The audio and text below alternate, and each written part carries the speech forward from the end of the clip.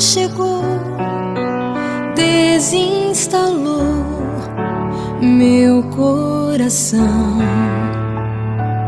Ao chegar, desafiou-me a exigir uma resposta de sim ou não. É fácil dizer sim, é fácil dizer não, mas dói depois do sim e dói depois do não. A palavra do Senhor. Pai, do Filho e do Espírito Santo. Amém. Ave Maria, cheia de graça, o Senhor é convosco. Bendita sois vós entre as mulheres, bendito é o fruto do vosso ventre, Jesus. Santa Maria, Mãe de Deus, rogai por nós, pecadores, agora e na hora de nossa morte. Amém. Ó Maria concebida sem pecado, rogai por nós que recorremos a vós. Querido irmão, querida irmã, é uma alegria estar com vocês através desse vídeo, para junto a gente poder meditar um pouco da Palavra de Deus, visto que esse mês, o mês de setembro, ele é um mês dedicado à meditação da Palavra de Deus, porque a Igreja nos chama, nesse mês, a nos sensibilizarmos para a necessidade da Palavra de Deus fazer parte da nossa vida, da nossa espiritualidade, para que ela possa direcionar cada vez mais a nossa vida. Eu me chamo Maurinho, eu pertenço aqui à nossa paróquia, a paróquia São Vicente de Paulo. Sou da comunidade aqui de Santa Rosa de Lima e participo do movimento da Renovação Carismática Católica. E o texto que eu vou ler para vocês, para a gente fazer uma pequena meditação sobre a Palavra de Deus, ela é retirada da Carta aos Hebreus, capítulo 4, versículo 12, que diz assim: pois a Palavra de Deus é viva e eficaz, é mais penetrante que qualquer espada de 2 gumes. Penetra até dividir a alma e o espírito, articulações e medulas.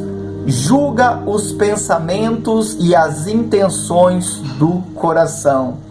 Não há criatura que possa ocultar-se diante dela. Tudo está nu e descoberto aos olhos daquele a quem nós devemos prestar conta. Palavra do Senhor, graças a Deus. Pois a palavra de Deus é viva e eficaz.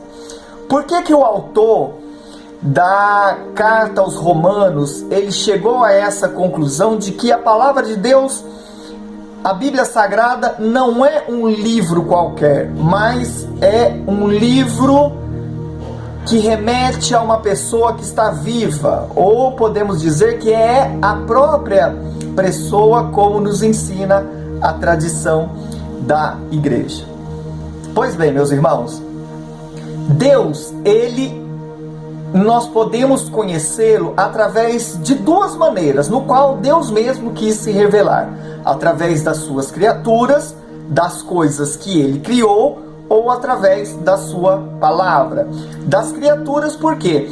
Porque se nós observarmos, toda a criação, a natureza, os animais, as plantas, nós vamos perceber que existe uma ordem perfeita em todo o ciclo da natureza, que existe uma proposta em cada um do ser vivo que existe, em que nós chegamos num determinado momento, se nós buscarmos a verdade através das criaturas, nós vamos entender que não tem como as coisas ter sido criado por acaso. Existe uma inteligência que criou todas as coisas, que fez com que tudo tivesse uma ordem perfeita e todos seguissem um ciclo perfeito.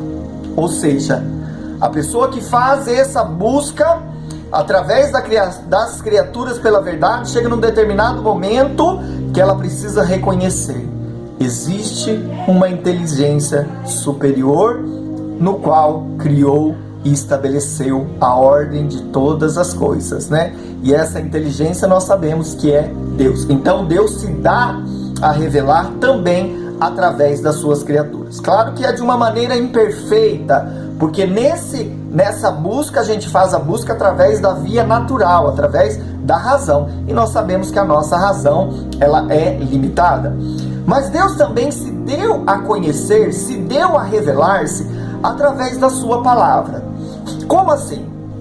Depois que o homem e a mulher pecaram, viraram as costas para o plano amoroso que Deus tinha criado para ambos, depois que eles deram ouvido à serpente, enganado pela serpente, quebraram então a aliança com Deus, Deus não virou as costas para a sua criatura. Pelo contrário, ali no livro do Gênesis, Deus já faz uma promessa de que iria salvar a humanidade. É só você pegar em Gênesis 3,15 que fala que Deus dizendo para a serpente: colocarei inimizade entre ti e a mulher, entre a tua descendência e a descendência dela. Tu te ferirás o calcanhar e ela esmagará a tua cabeça. Ou seja, ali Deus já estava fazendo uma promessa para salvar a humanidade. Ou seja, o homem pecou, mas o homem não poderia mais chegar até Deus,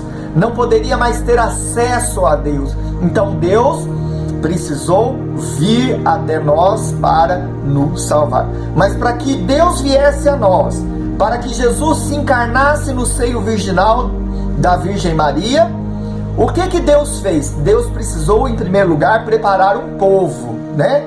Então, se a gente vê ali logo em Gênesis capítulo 13, Deus irá chamar um homem chamado Abrão, que depois será Abraão. E Deus faz uma promessa para Abraão, dizendo que ele seria pai de uma multidão. Notem, Abraão já era um homem de idade avançada, bem como a sua mulher. E a sua mulher era estéril, os dois não tinham filho. Mas através desse casal, Deus então quis criar um povo. Então, a partir de Abraão e Sara, eles geram Isaac. Isaac gera Jacó, e Jacó irá gerar 12 filhos, e cada um desses filhos de Jacó será representado por uma tribo. Bom, nós conhecemos a história dos filhos de Jacó, que eles ficaram com ciúmes de José, que por fim jogaram José em uma cisterna. Uma caravana que seguia para o Egito viu José, pegou esse menino e levou com eles. Chegando lá, o faraó conheceu José, gostou de José. José teve a benevolência do faraó, a ponto de José ter se tornado então seu primeiro ministro, né? O chefe então de todo o setor administrativo daquela região. Bom, a gente sabe que o livro do Gênesis então termina dizendo que José se reencontra com os seus irmãos, com seu pai, e ali tem então a reconciliação de ambos. Bom, nisso, por causa da fome que houve na região em que vivia Jacó e seus filhos, eles tiveram que morar no Egito, porque era uma terra muito próspera, e ali se estabeleceram, se multiplicaram, criaram famílias, tiveram as suas posses e cresceram. Mas aí José morreu também o faraó. Quando subiu um outro faraó no trono, que não conhecia o povo hebreu, o que ele fez? Ele ficou com medo desse povo e começou a escravizá-lo. E o povo começou a clamar a Deus. E Deus, escutando o clamor do seu povo, chama Moisés, envia Moisés até o Egito para então libertar o seu povo, para tirar o povo da escravidão do Egito e levar a uma terra onde jorra leite e mel. Por que eu estou contando essa história e fazendo essa introdução para vocês? Porque a partir desse momento, né, dessa saída da escravidão do Egito para a terra prometida, o que acontece? O povo começa então a escrever a sua história. Moisés, que é então o líder do povo, que marcha à frente do povo, que é o responsável de fazer com que o povo caminhe e ande nos caminhos do Senhor, faz com que o povo comece a se organizar, a escrever a sua história. E nós sabemos que o povo escreveu inspirado pelo Espírito Santo. Então o Espírito Santo inspira homens e mulheres a escreverem a sua história, né? E aí, isso, a partir desse momento da história do povo de Deus, tudo então foi sendo escrito, né? As suas batalhas, as suas derrotas, as suas dificuldades, né? As suas alegrias, as suas conquistas, enfim, tudo que estava relacionado à história do povo de Deus foi então sendo escrito, né? No período das tribos, né, dos 12 filhos de Jacó, depois no período dos juízes, depois nos períodos dos reis, depois os profetas, tudo foi então sendo escrito, mas notem, através da inspiração do Espírito Santo. Foi o Espírito Santo que inspirou homens e mulheres a escreverem a história do seu povo. Por que isso é importante, meus irmãos? Porque aí Deus estava se revelando. Através desse relacionamento do povo com Deus, Deus estava se revelando quem Ele era. Esse Deus bondoso, esse Deus amoroso, esse Deus misericordioso. Mesmo na infidelidade do povo, Deus jamais abandonou o seu povo. Pelo contrário, Deus caminhou próximo dele. Deus sempre tomou a iniciativa de estar junto com o seu povo. Mas lembra que eu disse no começo? Deus chama Abraão para preparar o povo para a vinda do seu filho. Toda a história que foi escrita é a revelação desse Deus amoroso. Até nós chegarmos no auge dessa revelação, que é a vinda de nosso Senhor Jesus Cristo. São Paulo escreve numa das suas cartas: na plenitude dos tempos, ou seja, no momento exato, Deus envia seu único filho, nascido de mulher, para salvar a humanidade. Ou seja, tudo aquilo que aconteceu no Antigo Testamento, tudo que foi profetizado, tudo que foi vivido, é uma prefiguração daquilo que seria o Novo Testamento na pessoa de nosso Senhor Jesus Cristo. Ele é a revelação. Tudo foi escrito nele, por ele e para ele. Tanto é que depois da morte de nosso Senhor Jesus Cristo, os apóstolos também escreverão sobre Jesus, a partir daquilo que eles aprenderam de Jesus e aquilo que dizia o Antigo Testamento. Então, por isso que nós dizemos que a palavra, a Bíblia Sagrada, é o próprio Jesus. É a revelação de Deus que tem o seu ápice na pessoa de nosso Senhor Jesus Cristo. Por isso que o autor da carta de Hebreus vai dizer que a palavra é viva. Quando ele diz que a palavra de Deus é viva, ele está se referindo ao próprio Jesus.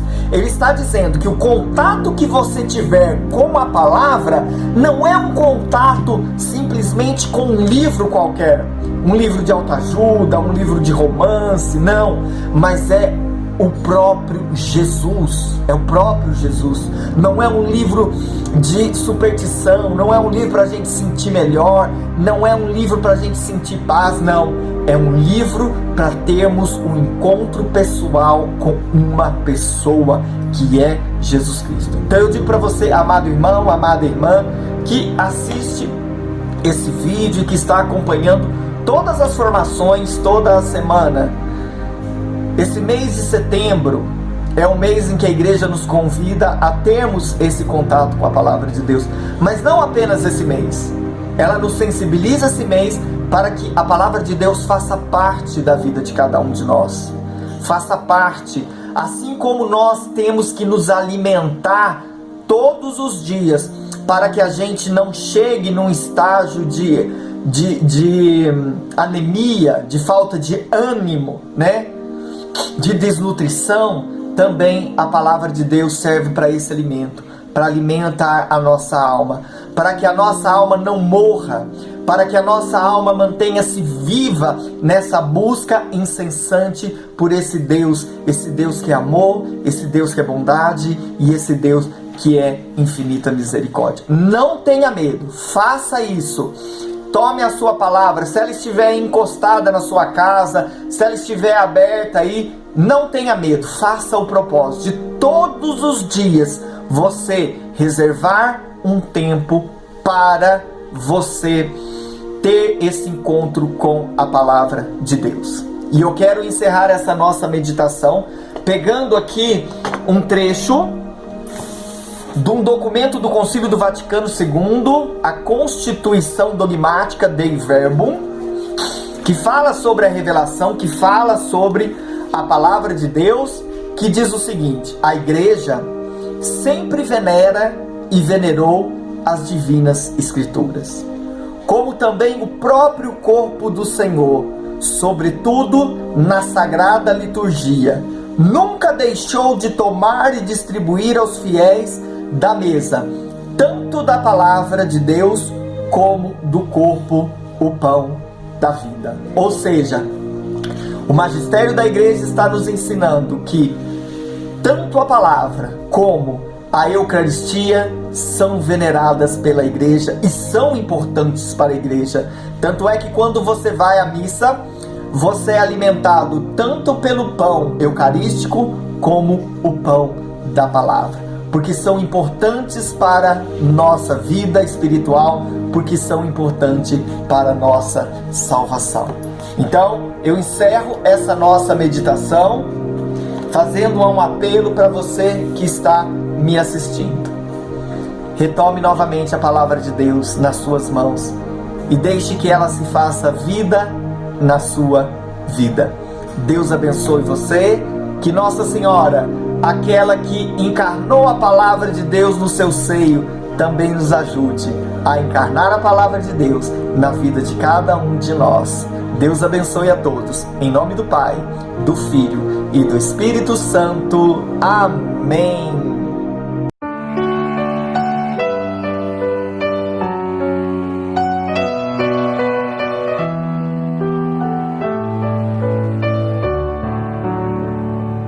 A palavra do Senhor, quando chegou, desinstalou meu coração. Ao chegar, desafiou-me a exigir uma resposta de sim ou não. É fácil dizer sim, é fácil dizer não, mas dói depois do sim e dói depois do não.